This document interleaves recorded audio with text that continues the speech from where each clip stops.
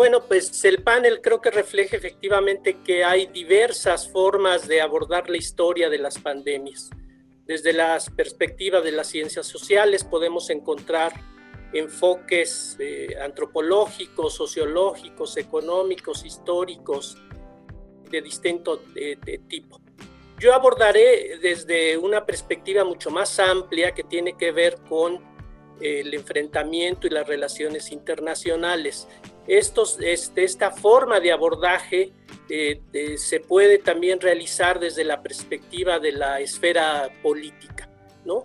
Los gobiernos nacionales, como lo vemos actualmente en la pandemia de COVID-19, han tenido grandes dificultades para enfrentar este virus desconocido, ¿no? Por su misma naturaleza, y por tanto también por las diversas políticas sanitarias que hemos visto a lo largo del mundo para aislarlo o cercarlo en este momento, ¿no? Esta situación ha permitido que se genere sin duda alguna un intenso debate. Ha tenido diversas formas y estrategias para enfrentarla, no solamente desde el punto de vista sanitario, sino también por los diversos problemas económicos y sociales que ha generado y los enormes daños que ha representado en todo el mundo. Como sabemos, las pandemias no están aisladas a ámbitos nacionales, sino la magnitud global de las mismas permite, por lo tanto, que en la arena de la política internacional se desplieguen una serie de intereses y, por tanto, de enfrentamientos entre los actores internacionales. Sobre todo los que pueden participar en este debate, sin duda alguna, son los grandes poderes mundiales, que son los que tienen capacidad y que son los actores que tienen la capacidad para hacerlo y para intervenir en distintas regiones y países del mundo. Actualmente, sin duda, lo vemos en el enfrentamiento que se da entre Estados Unidos y China. Sabemos que ambas, lo hemos escuchado, se culpan mutuamente del contagio y de la expansión del virus. Tan solo pues vale la pena recordar que el presidente Trump llama al COVID-19 como el virus chino, ¿no? Esto sin duda, bueno, una parte racial, pero también tiene un problema de enfrentamiento de intereses en los cuales estas grandes potencias se han enfrentado desde hace ya años. Esta forma de abordaje desde la perspectiva de la arena y del conflicto internacional es lo que yo abordaré al referirme a un caso particular, la enfermedad de la fiebre amarilla que se presentó en México en 1919. La fiebre amarilla, o que también es conocida como vómito negro, es una enfermedad infecciosa zoonótica viral causada por el virus de la fiebre amarilla que es transmitida por algunos mosquitos, ¿no? Puede ser una enfermedad febril leve y autolimitada, pero también puede avanzar hasta convertirse en una enfermedad mortal, hemorrágica y hepática. Por eso su nombre de fiebre amarilla, porque causa ictericia en los contagiados y que les da ese color amarillento. La fiebre amarilla llega al continente americano en el siglo XVI y XVII, salta a América debido al tráfico intenso de esclavos que muchos de las colonias ejercían. En América, por lo tanto, como pandemia se empezó a manifestar en distintos momentos y lugares.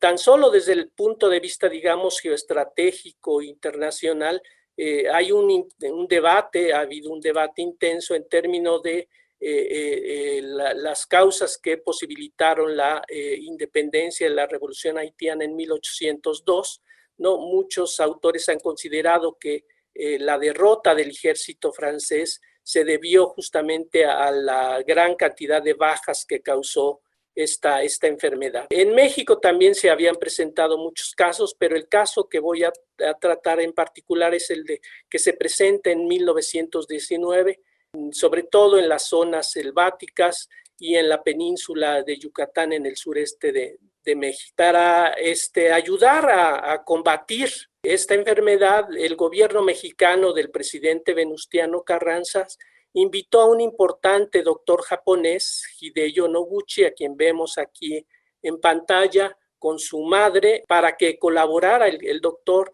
en los amplios conocimientos que él había desarrollado sobre la fiebre en distintos países del mundo y en particular en los Estados Unidos. Entonces es invitado por el gobierno mexicano para que plantee una serie de conferencias y que además traiga una serie de medicamentos que él había experimentado en el estudio de la pandemia.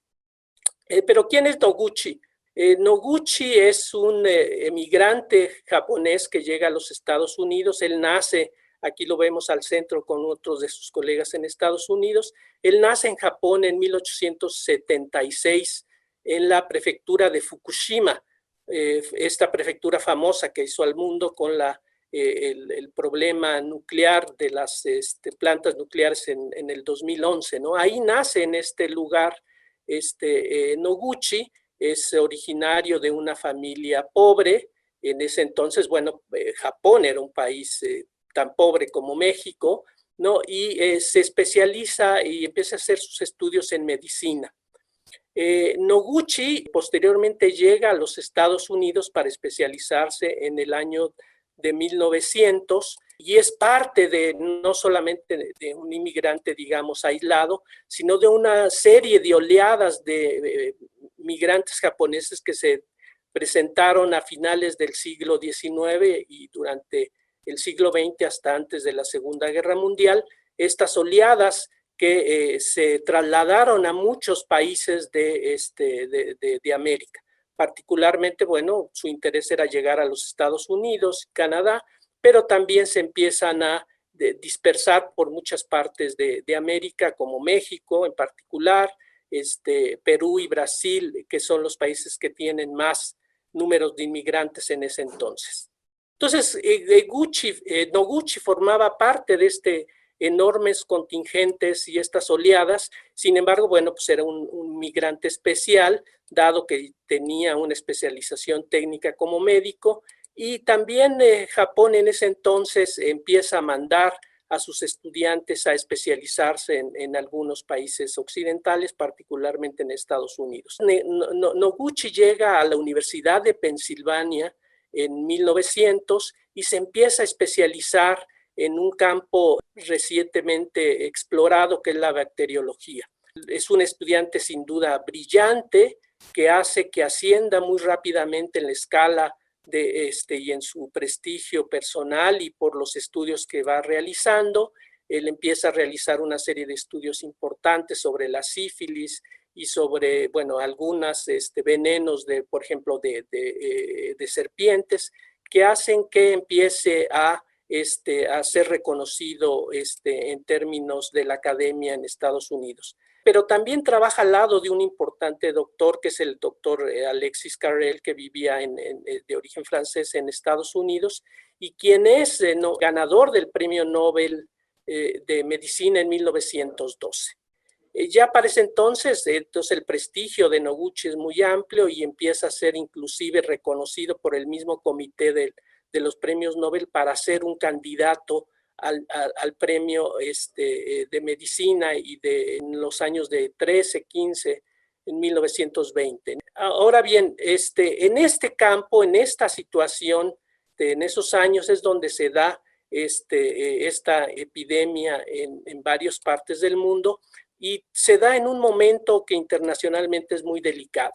Como sabemos, bueno, es el estallamiento de la Primera Guerra Mundial, y ya para 1918, con la derrota de Alemania, Japón queda al lado de los gobiernos que derrotan. En ese entonces estaba al lado de los Estados Unidos, y su prestigio y su influencia internacional empiezan a crecer de manera muy, muy importante. Esto no es novedoso. Ya desde el inicio del siglo XX, Japón empieza a a ser una gran potencia por su crecimiento económico y por su influencia que va a tener en Asia y por las colonias y intervenciones que va a ir desde esos inicios, albores del siglo XX, en algunos países, en China en particular y en Corea, y su derrota que le logra infligir al imperio zarista en 1905. Entonces ya para esos años de 1920, Japón era sin duda parte del club de las grandes potencias que va a entrar en disputa con los Estados Unidos. Además de este problema de su origen japonés, Estados Unidos se preocupaba por la gran cantidad de migrantes que ya habitaban en los Estados Unidos, ya alcanzaban más de los 100,000 habitantes, pero no solamente en Estados Unidos, sino en muchos países ya de América Latina. Estados Unidos empieza a enfrentarse a Japón, no solamente desde el punto de vista como gran potencia, sino por el problema de los inmigrantes que ya eran numerosos en Estados Unidos. Y este mapa que básicamente los inmigrantes en Norteamérica de origen japonés se concentraban en California y en el estado de Washington, básicamente en toda la zona del Pacífico, y empieza a preocuparse Estados Unidos y a perseguirlos de manera ya muy importante ya desde esos años. Este es el ambiente entonces internacional en el cual se va a desarrollar la visita de Noguchi. Por otro lado, es necesario también precisar que las relaciones del gobierno del presidente Carranza con los Estados Unidos no eran para nada buenos, ¿no? Como fruto de la revolución y como fruto también de la política internacional del gobierno de Carranza. Recuerden, por ejemplo, el famoso telegrama Zimmermann que ubicaría a México al lado de Alemania, ¿no? Que causa un gran escándalo internacional, pero las políticas también que sigue el gobierno de Carranza lo hacen que se aleje cada vez más del gobierno norteamericano. Inclusive, bueno, el gobierno de Carranza no es reconocido en términos diplomáticos, a cambio de que, por contrario, Japón sí llega a reconocer en esos términos al gobierno de Carranza y las relaciones eran realmente excelentes desde tiempos del porfiriato y no se diga en esos años después de la revolución. Por otro lado, creo que entre paréntesis es necesario señalar que Carranza había llegado a un acuerdo de colaboración con el gobierno japonés, donde permitía el ingreso de médicos, dentistas y veterinarios para que ejercieran su oficio en nuestro país. Esta oleada de trabajadores, de inmigrantes calificados, digamos, son los pioneros de lo que hoy conocemos de estas comunidades de origen japonés, sobre todo de dentistas que seguramente muchos de nosotros conocemos. Entonces Noguchi es invitado para que venga a México.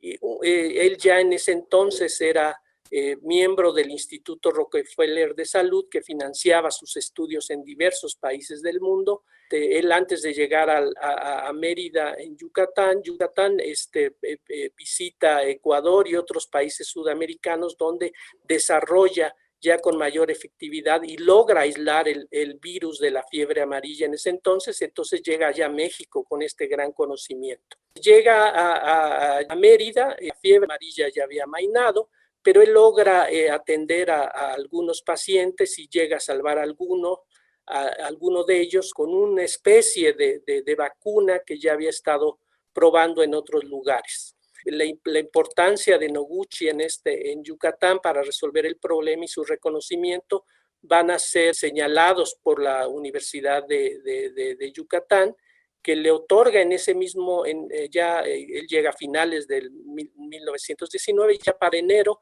le otorga el doctorado honoris causa por parte de la universidad debido a los servicios que había prestado. Después de esto se traslada, pasemos la siguiente, a la Ciudad de México, donde iba también a ser recibido por el presidente Carranza y donde va a desarrollar una serie de conferencias y dejar los medicamentos que él había preparado.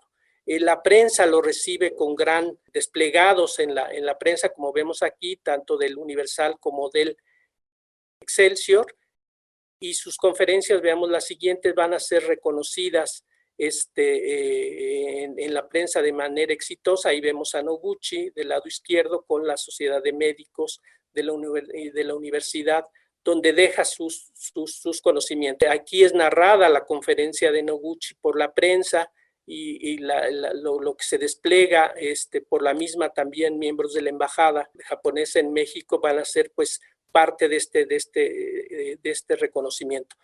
La siguiente imagen nos muestra el editorial del periódico Universal, donde justamente muestran estas diferencias con los Estados Unidos. Aquí se reconoce a Japón no solamente como un país, digamos, que apoya a México en términos de esto, sino que es reconocido por su influencia a nivel internacional como un camino, como una vertiente de un país pobre que es reconocido a nivel internacional.